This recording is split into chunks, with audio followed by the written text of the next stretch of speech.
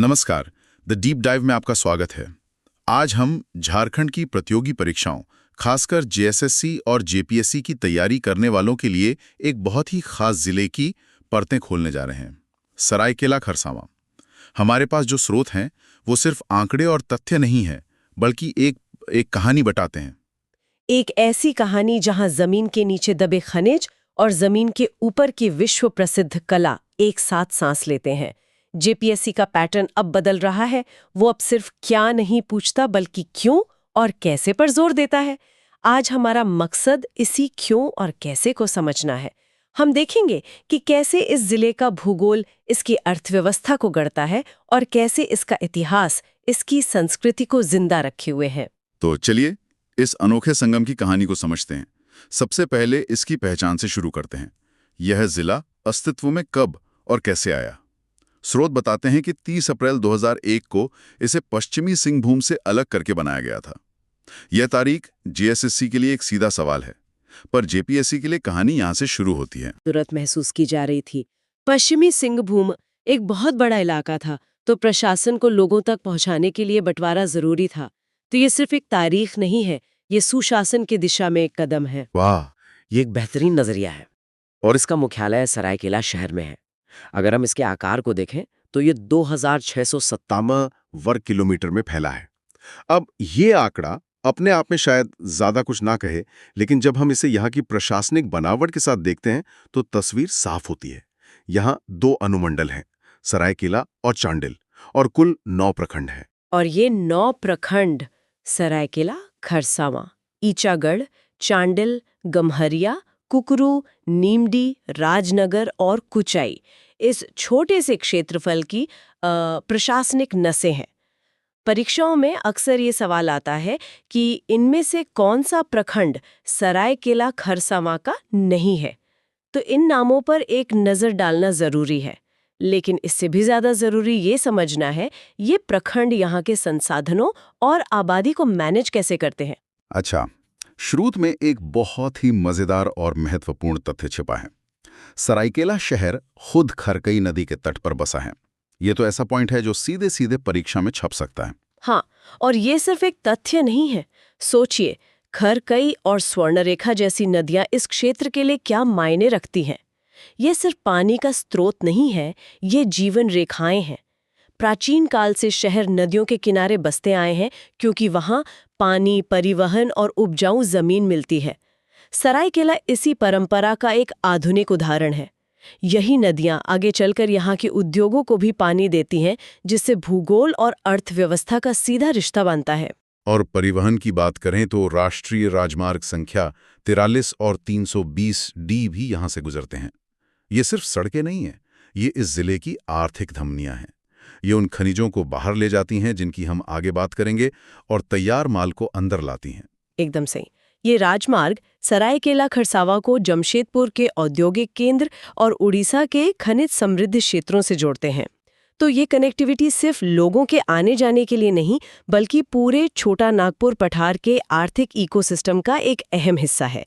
तो हमने देखा कि गठन की तारीख, प्रशासनिक ढांचा, नदियां और हाईवे, ये सब मिलकर जिले की एक बुनियादी पहचान बनाते हैं, जो सिर्फ रटने के लिए नहीं, समझने के लिए है। बिल्कुल, ये तो हुई इस जिले के हार्डवेयर की बात, लेकिन किसी भी जगह की असली कहानी तो उसके सॉफ्टवेयर यानी वहां के लोगों से होती है। तो चलिए अब यहाँ के आबादी से जुड़े आंकड़ों को समझते हैं। 2011 की जनगणना के मुताबिक यहाँ की कुल जनसंख्या 10,65,056 है। 10 लाख से ज्यादा लोग। अब यहाँ एक दिलचस्प आंकड़ा है, दशकीय जनसंख्या वृद्धि दर, जो 25.47% है।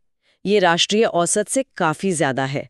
जेपीएससी मेंस में परीक्षक आपसे सिर्फ ये आंकड़ा नहीं पूछेंगे, वो इसके पीछे की कहानी पूछेंगे। तो इसके पीछे क्या कहानी हो सकती है? 25.47% की वृद्धि का क्या मतलब है? इसके कई कारण हो सकते हैं। एक तो ये कि ये क्षेत्र जमशेदपुर जैसे बड़े औद्योगिक केंद्र के करीब है, तो क्या यहाँ रोजगार के लिए पलायन हो रहा है? गम्हरिया और चांडिल जैसे इलाके औद्योगिक विकास का केंद्र बन रहे हैं। दूसरा, हमें यहाँ की जन्म दर और स्वास्थ्य सेवाओं की स्थिति को भी देखना होगा। ये आंकड़ा हमें सवाल पूछने पर मजबूर करता है कि इस बढ़ती आबादी के लिए क्या संसाधन पर्याप्त हैं? ये सोचने वाली बात है। और जब हम आबादी के घनत्व को देखते हैं, जो कि 401 व्यक्ति प्रति वर्ग किलोमीटर है, तो ये तस्वीर और साफ होती है। हाँ, इसे आसान भाषा में समझते हैं। अंदाजा लगाइए कि हर एक वर्ग किलोमीटर में, यानी करीब 200 फुटबॉल के मैदान जितनी जगह में 401 लोग रहते हैं। ये हमें बताता है कि जमीन और संसाधनों पर दबाव कितना है। कुछ इलाके जैसे गम्हरिया शायद इससे कहीं ज्यादा घने बसे होंगे, जबकि कुचाई जैसे जंगली इलाके बहुत विरल होंगे। अब उन आंकड़ों पर आते हैं जो किसी भी समाज का आईना होते हैं। लिंगानुपात। यहाँ प्रति 1000 पुरुषों पर 956 महिलाएं हैं, जो कि राष्ट्रीय औसत के आसपास है। लेकिन जो आंकड़ा थोड़ा चिंताजनक है वो है शिशु लिंगानुपात, जो 943 है। और ये अंतर बहुत कुछ कहता है। सामान्य लिंगानुपात से शिशु लिंगानुपात, मतलब 0 से 6 वर्ष का, उसका कम होना ये संकेत दे सकता है कि या तो बालिकाओं के स्वास्थ्य पर उतना ध्यान नहीं दिया जा रहा, या फिर समाज में कहीं गहरे तक कोई और समस्या है। ये एक संवेदनशील विषय है, लेकिन जेपीएससी जैसी परीक्षाओं में एक प्रशासक के तौर पर आपको इन सामाजिक सूचकांकों की समझ होनी चाहिए। ये सिर्फ नंबर नहीं, बल्कि समाज के स्वास्थ्य का रिपोर्ट कार्ड है। और इस रिपोर्ट कार्ड का एक और अहम हिस्सा है शिक्षा। यहाँ की साक्षरता दर 67.70% है। ये ना तो बहुत ज्यादा है, ना बहुत कम। सही कहा, ये एक औसत आंकड़ा है, लेकिन ये हमें मानव संसाधन की गुणवत्ता के बारे में बताता है। क्या ये साक्षरता दर यहाँ के उद्योगों की जरूरत को पूरा करने के लिए काफी है? क्या यहाँ तकनीकी शिक्षा के पर्याप्त संस्थान हैं? ये 67.70% का आंकड़ा हमें ये सवाल पूछने का एक शुरुआती बिंदु देता है। तो जनसंख्या के आंकड़े सिर्फ याद करने के लिए नहीं, बल्कि जिले की चुनौतियों और संभावनाओं को समझने के लिए हैं। अब आते हैं उस चीज पर जो इस क्षेत्र की अर्थव्यवस्था की रीढ़ है, इसकी असली ताकत, खनिज और उद्योग। हाँ, अब हम जमीन के ऊपर से जमीन के नीचे जा रहे हैं, जहाँ इस जिले का असली खजाना छिपा है। छोटा नागपुर पठार का हिस्सा होने के नाते ये जगह खनिजों का एक पावर हाउस है। स्रोत में जो सूची दी गई है वो काफी प्रभावशाली है। सोना, काइनाइट, एस्बेस्टस, वेनेडियम, तांबा, क्रोमाइट और क्वार्ट्जाइट। ये सिर्फ एक लिस्ट नहीं है, ये एक औद्योगिक रेसिपी है। बिल्कुल। चलिए इनमें से कुछ को खोलते हैं। काइनाइट एक ऐसा खनिज है जो बहुत ज्यादा तापमान सह सकता है, इसलिए इसका इस्तेमाल भट्टियों और ग्लास इंडस्ट्री में होता है। क्रोमाइट, जैसा कि नाम से ही जाहिर है, क्रोमियम का अयस्क है जो स्टेनलेस स्टील को जंगरोधी और चमकदार बनाता है। और वेनेडियम, ये नाम ज्यादा सुनने में नहीं आता। वेनेडियम एक स्ट्रेटेजिक धातु है। इसे जब स्टील में मिलाया जाता है तो स्टील बहुत ज्यादा मजबूत हो जाता है। इसका इस्तेमाल हाई स्पीड टूल्स और गाड़ियों के पुर्जे बनाने में होता है। तो यहाँ सिर्फ आम खनिज नहीं, बल्कि उच्च तकनीकी उद्योगों के लिए कच्चा माल भी मौजूद है। और एस्बेस्टॉस, जो अपनी गर्मी सोखने की क्षमता के लिए जाना जाता है, उसका इस्तेमाल छत की चादरें और ब्रेक लाइनिंग बनाने में होता है। ये तो कमाल है, मतलब यहाँ की जमीन में ही आधुनिक उद्योग की नींव रखी हुई है। तो क्या इस नींव पर कोई इमारत बनी है? क्या यहाँ कोई बड़े उद्योग हैं जो इन खनिजों का इस्तेमाल करते हैं? बहुत अच्छा सवाल, और हमारे स्रोत इसका सीधा जवाब देते हैं। यहाँ 2 प्रमुख उद्योगों का जिक्र है, Saraikela glass works private limited और चांडिल में स्थित बिहार स्पंज आयरन। अब इन दोनों को खनिजों से जोड़कर देखिए, पूरी कहानी समझ आ जाएगी। सरायकेला ग्लास वर्क्स, तो इसका सीधा संबंध यहाँ मिलने वाले कायनाइट और क्वार्ट्जाइट से होगा। ग्लास बनाने का मुख्य कच्चा माल सिलिका है, जो क्वार्ट्जाइट से मिलता है। ये तो एक सीधा कनेक्शन है। आपने बिल्कुल सही जोड़ा। जमीन से क्वार्ट्जाइट निकला और फैक्ट्री में जाकर ग्लास बन गया। इसी तरह बिहार स्पंज आयरन प्लांट का होना इस क्षेत्र में लौह और इस्पात उद्योग की मजबूत उपस्थिति को दर्शाता है। भले ही लौह अयस्क का नाम हमारी लिस्ट में प्रमुखता से न हो, लेकिन क्रोमाइट और वेनेडियम की मौजूदगी बताती है कि यह क्षेत्र स्टील उद्योग के लिए कितना महत्वपूर्ण है। मतलब जमीन के नीचे जो खजाना है वही जमीन के ऊपर की फैक्ट्रियों को चला रहा है। बिल्कुल। ये भूगोल और अर्थशास्त्र का एक टेक्स्ट बुक उदाहरण है, जिसे समझने के बाद रटने की जरूरत ही नहीं पड़ती। और यही वो कनेक्शन है जिसे जेपीएससी और जेएसएससी के परीक्षार्थियों को समझना है। वे अब आपसे केवल खनिजों की सूची नहीं पूछेंगे, वे पूछ सकते हैं कि सरायखाले में ग्लास उद्योग के विकास के भौगोलिक कारण क्या हैं, और तब आपको यही कनेक्शन समझाना होगा। अर्थव्यवस्था और उद्योग किसी भी जगह को शरीर देते हैं, लेकिन उसकी आत्मा तो कला और संस्कृति में बसती है। और सरायकेला खरसावां की आत्मा तो दुनिया भर में अपनी पहचान रखती है। हाँ, और ये पहचान इतनी मजबूत है कि ये इस जिले को अंतर्राष्ट्रीय मंच पर खड़ा कर देती है। बिल्कुल।